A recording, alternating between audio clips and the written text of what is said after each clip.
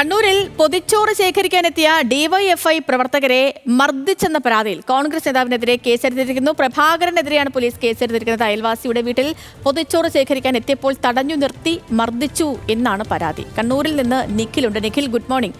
എന്താണ് ഈ പരാതിയുടെ അടിസ്ഥാനം? ഇന്നലെ രാവിലെ 10 മണിക്ക് ഡിവൈഎഫ്ഐയുടെ പൊതിച്ചോർ വിതരണ പദ്ധതിയുടെ ഭാഗമായി വീടുകളിൽ പൊതിച്ചോർ ശേഖരിക്കാൻ എത്തിയ കണ്ണവത്തെ ഡിവൈഎഫ്ഐ പ്രവർത്തകരെ പ്രഭാകരൻ തടഞ്ഞു നിർത്തുകയും മർദ്ദിക്കുകയും അസഭ്യം പറയുകയും ചെയ്തു എന്നാണ് ഡിവൈഎഫ്ഐ പ്രവർത്തകരായ ശരത് കുമാർ, ലാലു എന്നിവർ പരാതി നൽകിയത്. ഈ പരാതി പ്രകാരമാണ് ഇപ്പോൾ കണ്ണവത്തെ പ്രാദേശിക കോൺഗ്രസ് നേതാവ് കൂടിയായ പ്രഭാകരനെതിരെ പോലീസ് കേസെടുത്തിരിക്കുന്നത്. ഈ തടഞ്ഞു നിർത്തിയതിന്റെ ഒരു വീഡിയോയും ഡിവൈഎഫ്ഐ പ്രവർത്തകർ പുറത്തുവിട്ടിരുന്നു. എന്നാൽ ഈ വീഡിയോയിൽ കൃത്യമായി എന്താണ് ഇവർ തമ്മിൽ സംസാരിക്കുന്നത് എന്ന കാര്യം നിലവിലില്ല. അക്കാര്യം പോലീസ് വിശദമായി തന്നെ അന്വേഷിച്ചു വരികയാണ്. എന്ത് തരത്തിലുള്ള പ്രകോപനമാണ് ഉണ്ടായത് എന്ന കാര്യത്തിൽ.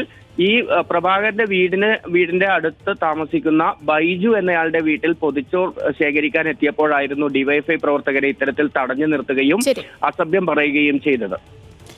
ശരി നിഖിൽ, വ്യക്തമാണ്. കണ്ണൂരിൽ നിന്ന് നിഖിൽ അളവൂരാണ് വിവരങ്ങൾ നൽകിയത്.